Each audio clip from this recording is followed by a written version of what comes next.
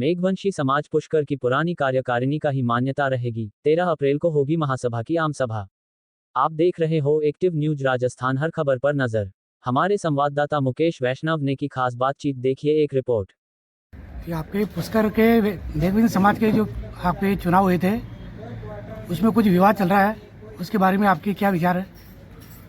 मेघवंश समाज के निर्विरोध चुनाव समाज द्वारा करवा दिया गया था। कुछ लोगों द्वारा विरोध किया और हाई हाई प्रदर्शन जैसे किए गए।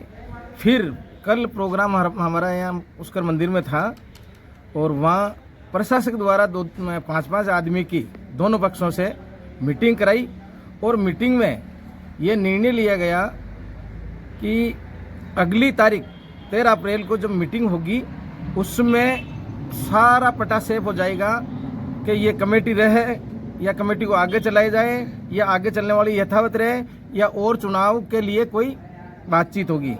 तब तक इस कमेटी को निरस्त नहीं करने का ये वहाँ पे तय हुआ और अखबार में ये छपी, जो गलत न्यूज़ छपी है जिसमें कि कमेटी को निरस्त किया गया। कमेटी पदभार ग्रहण नहीं करेगी और इनको चार्ज नहीं लेगी।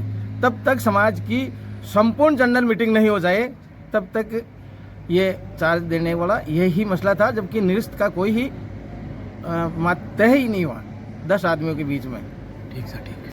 महासभा पुष्कर में मीटिंग हुई, उसमें सैकड़ों आदमी इकट्ठे हुए और अध्यक्ष राजकुमार जी जयपाल की अध्यक्षता में मीटिंग हुई। सभी लोगों को सम्मानित किया गया और सभी लोग एक साथ थे। 15-20 उन्होंने मिल करके कुछ नारे लगाए हैं कि भाई कमेटी को भंग करो। तो फिर प्रशासक ने समझाइश के तौर पर कहा कि भाई तुम दोनों एक समाज के हो, क्यों लड़ रहे हो? उन्होंने कहा हम राजकुमार जी के नाम पर हम ही राजी, लेकिन हमको पूछा नहीं। फिर प्रशासक ने सीआई साहब ने और एसडीएम साहब ने मिल करके और हमारे को पीछे एक कमरे में ले जाके बिठा के 5 आदमी वो हमारे खिलाफ थे जो थे और 5 आदमी राजकुमार जी की तरफ से थे।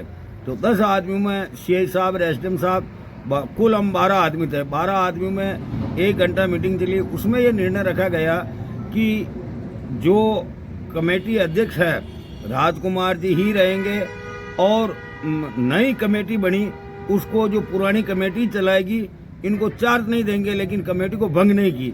और आज हमने अखबार में देखा तो कमेटी भंग का आया है, तो ये गलत छप गया। और डॉक्टर साहब हमारी मीटिंग में साथ नहीं थे, हम 12 आदमी थे जिसमें डॉक्टर साहब मीटिंग में नहीं थे।